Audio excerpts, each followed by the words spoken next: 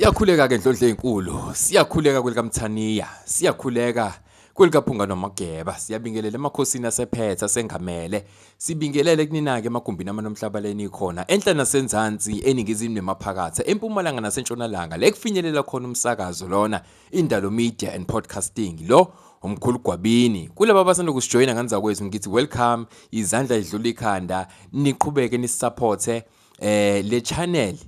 Ikhaya lethu leli lokuthi sikhulisane siqwashisane sakhane kulendlela ende kangaka yokulungisa amaphutha namacala obaba mkhulu amendli kulendlela enzima kangaka yokulungisa siphakamise okekwazibe isikhathi eside emndenini yethu sizolungisa siphakamise sihlambulule konke imoya esengamele yonke imimoya esengamele ebese siyakwazi ukuthi impilo zethu siphinde sibuyele esimweni sazo kuthi konke sazalwa sikufumbethe ebese kuyaqala kuyavela leli ke nganza kwethu ikhaya lethu sonke la kamoya engifisa ukuthi sikhule khona sakhane silekelelane lesinamandla okulekelelana khona seke kwakhona isikhathi esijana ke umkhulu Gwabini engawenza ama video nizokhumbula ukuthi ama video okugcina sasikade ngiveza ukuthi i-channel iyaqhubeka emva kwegigaba lezi ezike zenzakala ezathi ukusiphazamisa kancane emoyeni kepha ke siyaqhubeka ingane kwethu ngicela ukuthi nje ni like and subscribe ni comment namhlanje ke today's episode it's a very special episode because I'm going to be unpacking how umkhulu Gwabini works how I prefer to have things done, especially izinto zaka spirituality nje in its entirety. So ngicela makukhona into ezokuphazamisa manje uyigudluzele eceleni ngoba ngizokukhuluma manje kubaluleke kakhulu nganza kwethu kuzophinde kukunikeze nawe isithombe sokuthi umkhulu Gwabini kahle hle usebenza kanjani yini emnikeza igunya lokwenza lo msebenzi awenzayo. So ake siqale lana ke bantwana bakamoya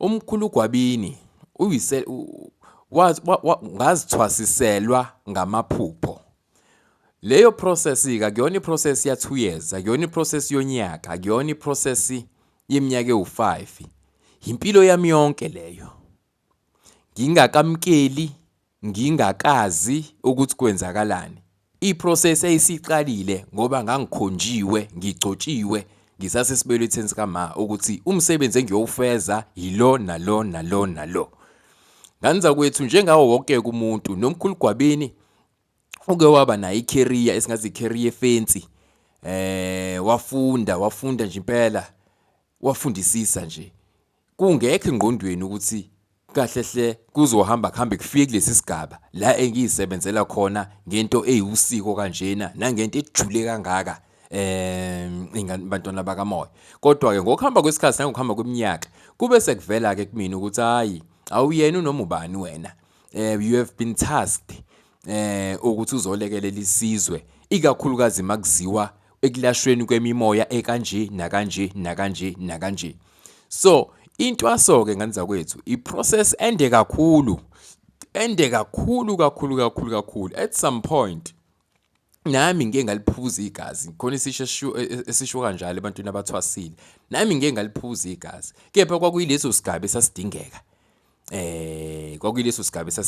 ngathi mangabe ngisiphothula ke kwase sekuyavuka lokho ukuthi I am being self-initiated mina akukho la engikhothama khona asikho isigodlo umkhulu akahlala kusona asikho inganza kwethu angikaze ngibe nogobela engithi mina ngihlala kakhe ngenza izinto kakho konke kwami bengikwenzela kuphi ekhaya yebo under iguidance yabantu akade sebemkantshubovu akade bengiphelezela nje endleleni bangiphelezele leso sigaba bangishiye ngiqhubeke ngiyikhulele ngobani ngesimo salobu bukhosi obungengamele obenza ukuthi ngingakwazi ukuthi kube khona le ngisubmita khona le ngikhothama khona izinto zami nje ziyazenzakalela ngike ngawenza ama video amaningi kakhulu ngenza ukuthi ngikhuluma ngokukhula kwami ngokwamaphupho ngigraduate ezigabeni ezithize zokwelapha ngigraduate ezigabeni ezithize zokwazi ukusebenzisa imoya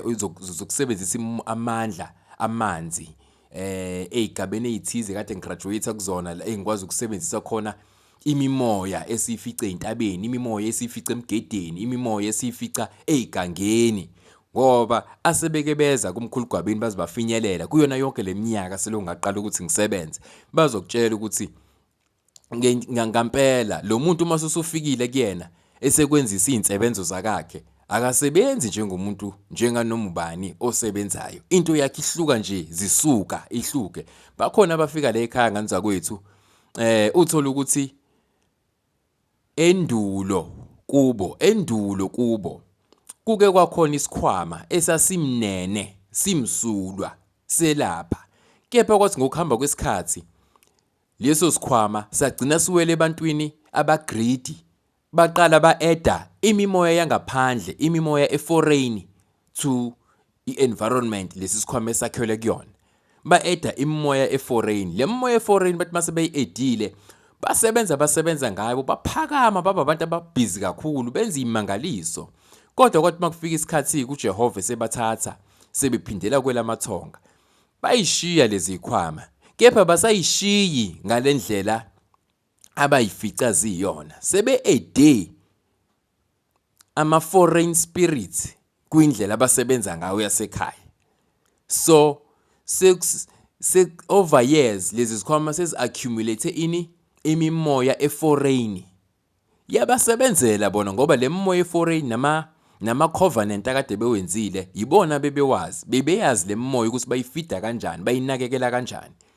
Bathi mase beyishiya le khwama sebephindela kwelamathonga yaqala inkinga, ngoba phela isikhwama sasekhaya siyisipho sasekhaya kufanele siphinde sithathwe omunye olandelayo nebala nomunye futhi ozosithatha olandelayo asebenze ngendlela asebenza ngayo naye ede mhlawumbe okwakhe okuforeign kunaloku isikhwama esasiyikona originally siqala nje ukuba khona.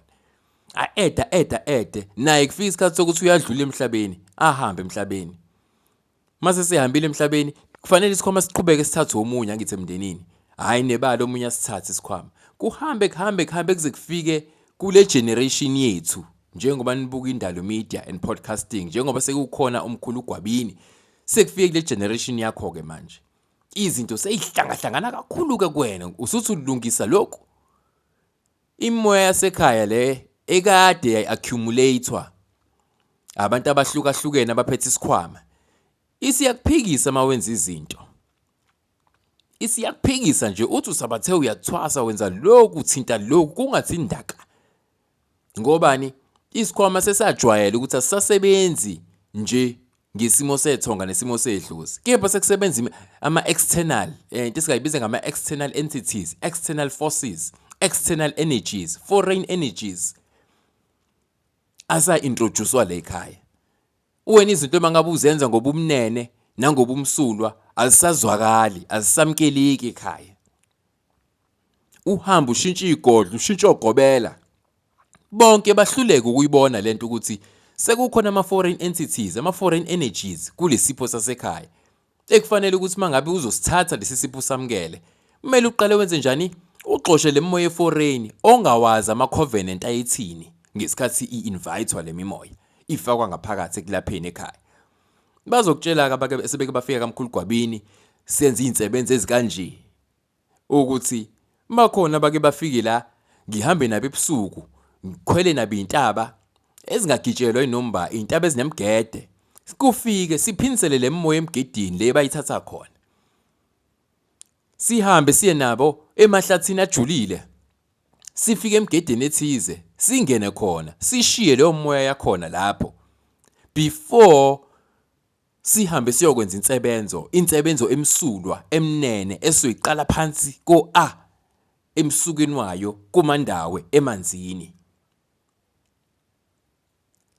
Ngithe angiyenze le video nganza kwethu ukuze ni understand indlela ikhehla lamakhehla elisebenza ngayo, indlela engambulelwe ukuthi ngisebenze ngayo. Ngoba umuntu nomuntu ofikayo kamkhulu Gwabini ngisho ngakuthiwa nineyinkinga ezibukeka zifana at face value, kodwa mina mangabe sengijula sengena phakathi indlela yokuyilapha lezo zifo ayifani. Omunye uzothi mkhulu Gwabini ngakhala ngento efanayo neyasibanibani kodwa wangenzisa into ehlukile kunale. Ngani zakwethu, lezi zinto lezi zinalento ebizwa ngama pin code. Uku-unlocker leyo moya ethize ehlukile. Kuyayidinga a different set of lokhunjana of pin codes. Akufani. There is no one size fits all kamkhulu Gwabini, unfortunately. That is why ngathi mangabe ngiphathiswa lesi sipho into eyaqhakambiswa amakhehla nezalukwazi kwathiwa uze ube nesineke, ube nesikhathi uma ngabe wenza izinto nabantu bakho, ngoba maningi ama tricks asetshenzisiwe, maningi ama tricks aintroduciwe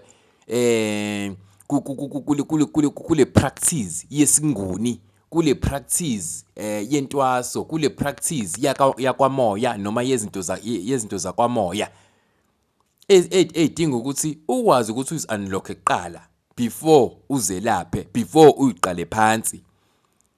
Kunomuntu okafikela kamkhulu Gwabini uthola ukuthi mangase ngithi ngiyamlapha manje sengaphuma isidumbu, ngoba isima kusona sihamba nezicupho ezithize. So into yokuqala kufanele yenzeke lapho, fanele sithole lezi zicupho ukuthi lesi sifo sakhe, lento emphethe icushwe kuphi, kanjani, ngani, before sizame ukuprescribe the correct remedy, the specific remedy yaleso sigulo esisuke simphethe. So ukulapha ke nalama code engikhuluma ngawo bantwana bethonga, angikhulumi ngezinto mina eziwubuthakathi obuziswa kwena directly. Ngikhuluma ngama energies, ngama entities introducewe okhokho bokhokho, isizukulwane ngesizukulwane bezifaka lezi zinto bezilanda emazweni bayifaka emakhaya. Zazi ukuthi mangabe beyifaka lezo zinto zifike zinama pin code akhona ukuthi ukuze baqhubeke baphakame izinto zabo babe namandla mhlambe a-fortified, benze izinto, benze imlingo. Kwakufuneka ukuthi lezi zinto zibe nama code athize ababephila ngawo bewazi bona. So mawufika kamkhulu Gwabini, ezinye insebenzo ziyayidinga ukuthi sike siqale sithole lama pin code alezi zinto ezihlukahlukene esezifike za-introducewa kwisipho sasekhaya, ezingasezona izinto zemvelo zasekhaya, sekuyizinto ezinjani ezi-artificial ezenziwe abantu, iwona amakhehla kini noma izalukwazi zakini ngokufuna ukudlondlobala ngamandla noma ingaziphi-ke izathu ezaziwa yibona labo bantu. Again, enye into futhi engifisa ukuyiplacer on record, kamkhulu Gwabini mangabe ufika, again they can attest laba sebeke bafika la esigodlweni lengisebenzela khona, nabantu nje sengenze nabe insebenzo ezahlukahlukene. Umkhulu Gwabini awuthi ufika kuyena abekhala ngobuthakathi. Akekho noyedwa ebantwini esengibalaphile nengibalaphayo engake ngamtshela ukuthi wena uthakathwa sibanibani, wena uthakathwa sibanibani. Ayenziwa lonto la kamkhulu Gwabini. Ngisho ngakuthi unelilaka elingakanani lokufuna ukwazi ukuthi ubani owenza ukuthi asikwenzi lokho, kepha amandla siwaphethe thina bogogo nani bomkhulu nilalele la indokhunjana i-podcast, amandla oku-identifya umsuka owenza wena ube weak, umsuka owenza wena ube susceptible ey'ntweni enjani eziwubuthakathi. That is one of my many fortes, is to identify ukuthi njengoba ujikelwa abantu kangaka emsebenzini, njengoba uvukelwa abantu kanje emsebenzini kungani, njengoba imanagement yasemsebenzini wakhe ivesana ikuzonde nje for no reason kungani, njengoba uperforma kanje kahle kanje emsebenzini why unga-acknowledgewa ngendlela abanye aba-acknowledgewa ngayo uma ngabe beperforme kahle? Why wena ungawathola ama-performance bonus lo osebenza khona ekubeni ubuwenza kahle kanje umsebenzi? Kungani wena umndeni wakini nijikelane nje nodwa? Yini leyo? Kwenziwa yini ukuthi umndeni omncane kufanele ngabe usondelene ubambene kodwa uvesana uqhekeke phakathi yilo yaphuma adonsele abhekisele noma uyaphume adonsa abhekisele? Kwenziwa yini? Thina sifuna umsuka, hayi lezi zinto lezi ozenza at face value, uthi hayi uphehlelwa amanzi amnyama, hayi kukhona umuntu ojwayele ukufika kuwena owathatha mhlambe i-under yakho, iskini sakho sangaphansi wahamba wayosebenza, khona umuntu owathatha amaboots akho okusebenza wahamba wagqiba endaweni ethize wafaka izinto ezithize ingakho uhlala uphethwe inyawo. Asikho interested kulapho ngoba leyo nto siyibiza nge-face value diagnosis. We don't do izinto at face value. Thina koGwabini siyajula nento, sifuna umsuka wayo. Ingakho mangabe ngenza inhlolo whether ngizenza kwi-1-on-1 consultation okanye ngiyenza online, abaningi abantu bayakuveza ukuthi mkhulu yazi izinto oyivezayo ezinye izinto eziyimfihlo azazi yena umuntu angakaze azayitshelwe ngisho inyanga, kodwa mina ngikwazi ukuthi ngikuveze lokho ukuthi hayi wena kuhamba kuhambe kufike kulesigaba nakulesigaba nalesigaba nalesigaba. Amandla lawo engisuke nginikezwe enganikezwa wona ngayalela ukuthi ngiwasebenzisa kanjani.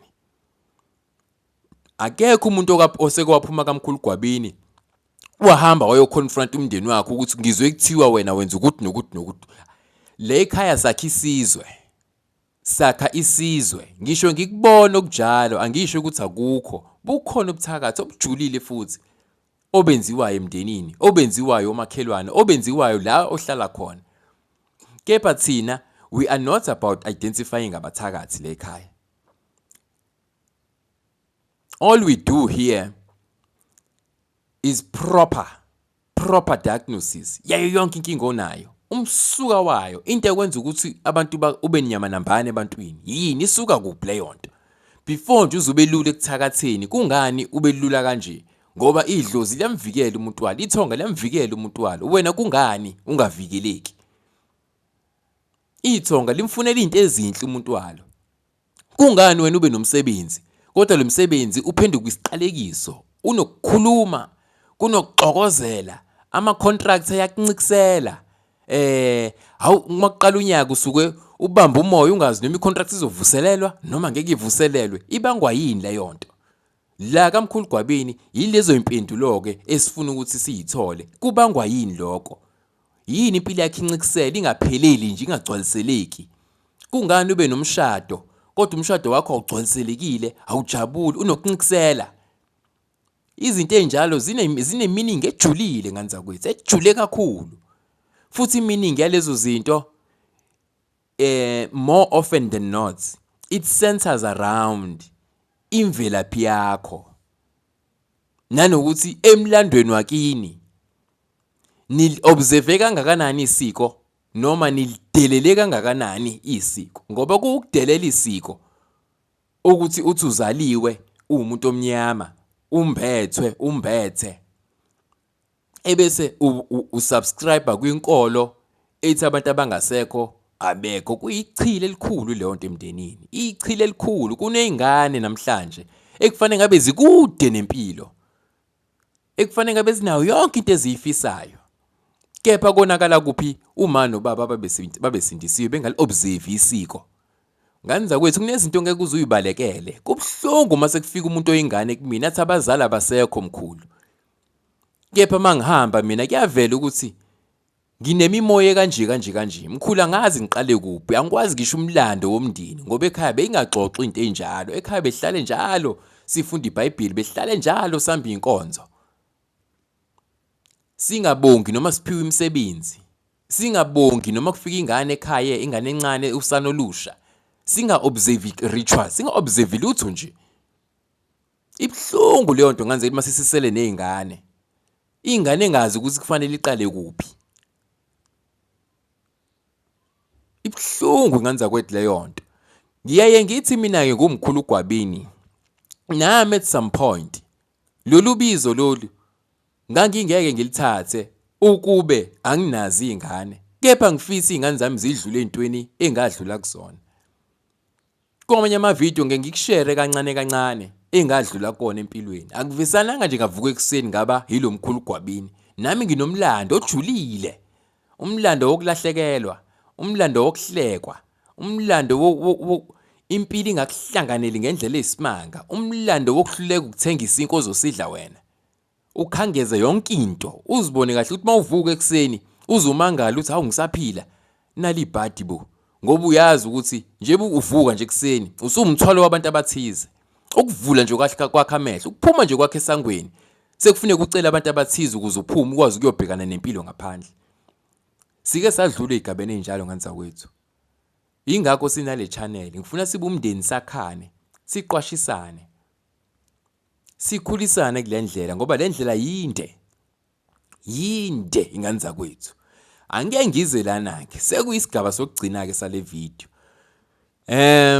Abantu abaningi ngiyahlangana nabo bantwana bakamoya bafike lana nenkinga ezahlukahlukene. Nami ngicina sengizenzela into esacwaningwana ukuthi kwenzakalani kanti yindaba sibe nabantu abangaka.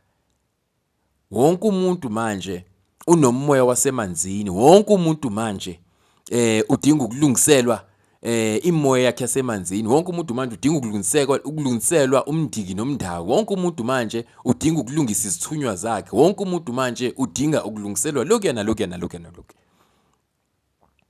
In one of my previous videos, I did allude to a very profound lokunjana realization yokuthini na siphuma kwi-history yezimpi, siphuma kwi-history thina abantu abamnyama yokudingiswa, siphuma kwi-history yokuqhekeka komndeni, siphuma kwi-history la imndeni kudala yayibulalana khona kuyinsakavukela nje ukuthi imndeni ayibhekani yodwa. Isizwe sakaZondi nje sibhuqane sisodwa nje. Ikhona imlande kanjalo when you go back to the history books. Imndeni yakamdlalose ibhuqana yodwa nje, ubhuqana wodwa umndeni. Leyo nto ke until ni rectify izoloke isizukulwane nesizukulwane iphinde ivele lemoya ukuthi khona imoya iyaphuma ngesandla samalunga khona omndeni. Ebese lento iphinde ivuka namanje. Abantu imndeni izwane, ixabana yodwa, ibulalana yodwa. Uma ingakubulalanga umuntu ngokuthi achithe igazi, akubulale ngokuthi enze njani? Abulala ingane zakho ukuthi zingayi indawo. Leyo nto nawe iyakubulala njengomzali. Ikhona leyo nto into enjalo ngane zakho ngeke siyibalekele. Yilezi izinto ke ezenza ukuthi sibe nale channel kanje. Ukuthi kufanele lezi zinto si-identify umsuka wazo. Ebese siyasebenza. Uma ngabe sesisebenza, sibambisane kule ndlela ngoba ihistory yinde kakhulu yokuphambuka. Ihistory yokudingiswa. Kunamalungu emndeni agcina edingisiwe nje. Wahamba umuntu akangaziyo ukuthi waduka washonaphi. Leyo yinto leyo, leso simo esinjalo bantwana bakamoya.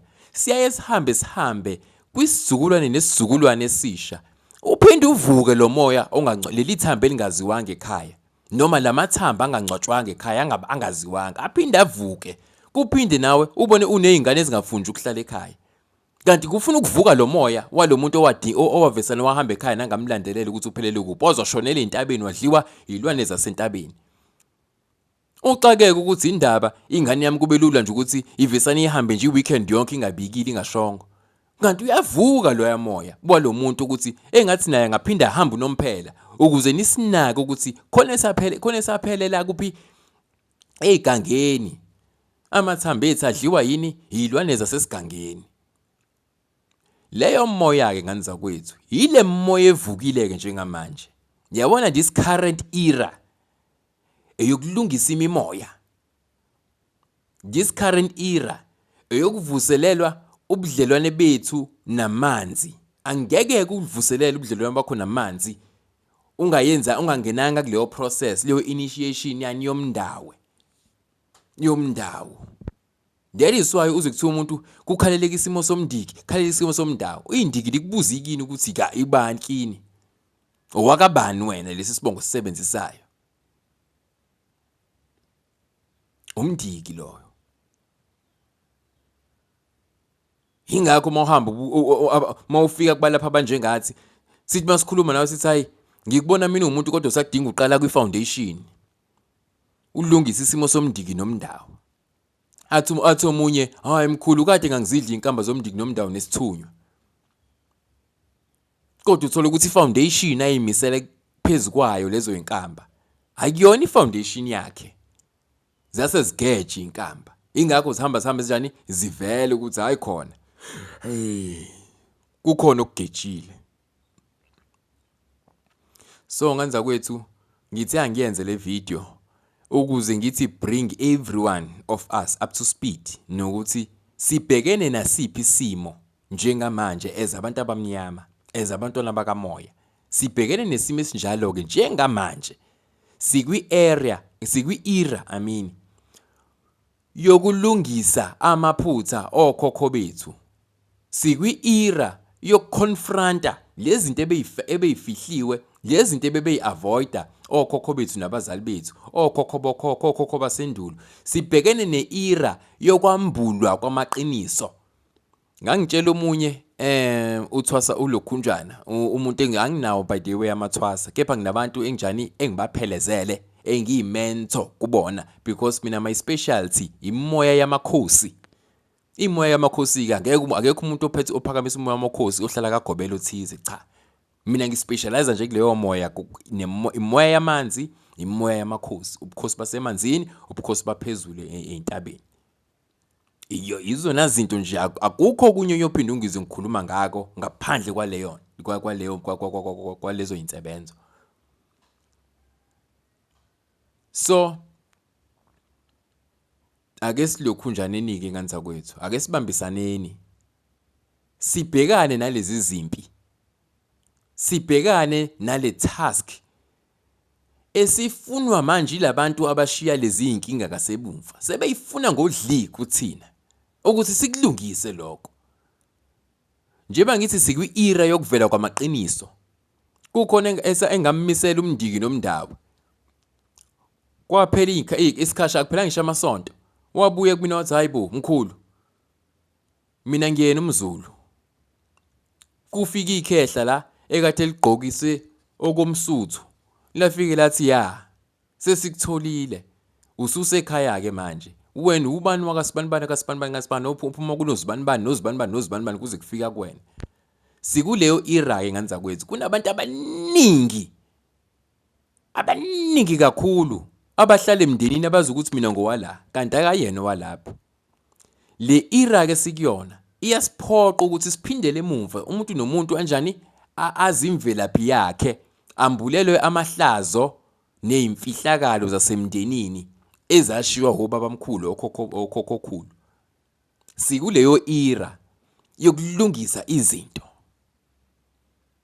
sikuleyo era yokuconfronta konke lokho kwakubalekelwa okhokho bethu sikuleyo era yokucleana emndenini yonke lemimoya all these foreign energies all these foreign entities ezazihanjwa ziyolanda koMozambique zilandwe koMalawi zifakwa amakhehla ethu kuphi emndenini emandleni emndeni yethu yokulapha sikwi-era yokucleana lezo zinto ezinjalo ngoba nabo okhokho omkhulu azibasebenzeli lezi zinto masebengale ngelikamoya baloke bebuzwa kuthiwa uyabona ushiye kunjani emumva ebese beyabuya bangene kuthina ngehlozana bafuna ukulungisa lezo ukuthi kulungiswe lezo inkinga ukuze nabo bakhululeke baphinde bangene kuphi emndenini sikuleyo era ke njengamanje nganza kwethu sikule era yokuthi indlela abanolaka ngayo abantu abafuna ukugcinelwa izinto sekulula nje ukuthi bakuqhathe bakuphuce ngisho umsebenzi bafuna ukuthi uzulalele bona ukuthi bathini bakuphuca umsebenzi bakuphuca umshado bakuphuca imoto bakuphuce yonke into ngoba nima ngabe unalezi izinto zikunikeza icomforts ebese ungabi nesense of agency mangabe kuziwa kwini ekulungiseni izinto zasekhaya izinto zakamoya ebese bekuphuca yonke ke lonto usala uema nje kube ngathi impilo uyazi uphenduka uyingane encane umdala ungakwazi ukuzondla uphenduke nje into nje yilezo zinto ke la kaMkhulu Gwabini esispecialize kuzona yilezo zinto la kaMkhulu Gwabini esikwazi ukuthi silekelela nekuzona le yama self initiate ne self initiation sengivala thina as ama self initiate silapha lokhu okwasihlukumeza kakhulu sispecialize asifuniseli mawuze kaMkhulu Gwabini unenkinga yeyibongo uMkhulu Gwabini akafuniseli ukuthi hayi kuzoba kanje ngiyazi leyo nto from A to Z because emaphupheni nangendlela engithwase ngayo nangendlela engikhulise izinto engeke ngazilungisela mina ngalungisela nomndeni wami lezo because self initiation is all about that uyalala uphupho wambulelwe utshela ukuthi mawungahlanganisa ukuthi nokuthi leyo nduku izokuxhumanisa nosibanibani abazokutshela imvelaphi yakho ngamaphupho. Kuthi uyahamba uye emanzini ngesikhathi esithize sosuku. Uthi mawufika emanzini ubheke ngasentshonalanga ebese wenza umthandazo kanje nje wenza insabenze kanje. Emva kwalokho bese ungena ngaphansi kwempophoma. Mase ungena ngaphansi kwempophoma uzothi mawuphuma lapho uzobe usumbethe umoya A no B no C no D ozothi mangabe usulele ebusuku ebese ukwambulela lezi zinto lezo ufuna ukuthi uzazi. Iyona self initiation leyo. Ingakho iprocess ende. Ama self initiate abantu akade baqala ukuthi bathwasiswe ngamaphupho. Yabo lo muntu othi mayicimeza phuphe nje. Ama self initiate isikhathi esiningi lonto. Makwacimeza nje wena uyaphupha. Amanye amaphupho aqala ngayenza isense imoya mangabe ungakahlambuluki, ungakaphakama, ungakawamkeli kahle. Athi umunye ngiphupha into ehlangahlangene kodwa ngiphupha every day. Okanye njalo mangilala, mayingacimeza nje ngiyaphupha. Athi ngiphupha into ehlangahlangene ngoba imoya akakahlambuluki. Awukakamkili. Ingakho uzoba namaphupho anjalo. So, okwama self initiate uba inkinga odlula kuzona oba nazo ebese uzama ukuyilungisa ufeyile ufunde lapha ama lessons ukuthi ngizame kanje ngahluleka ebese bekufundisa a different approach bakwambulele different approach to solve the very same problem uphinde uyapply this new approach uphinde ufeyile kuleyo nto angithi manje usunikeza confirmation ukuthi makufika umuntu kuwena ebanenkinga nje ungawuzama A no B no C because awusebenzi uzama le approach. That is why sina as ama self initiates asifuniseli ngoba ngisho ngihlola mina ngifuniseli ukuthi ngathi kuukuthi cha ngikutshela into okuyona ngqo okuumoya wenjani ongengamele engisebenza ngabo. So nganza kwethu ngicela ukuyibamba le video ingazizibe inde kakhulu ngibonga kakhulu isikhathi senu ngicela ni like and subscribe and comment.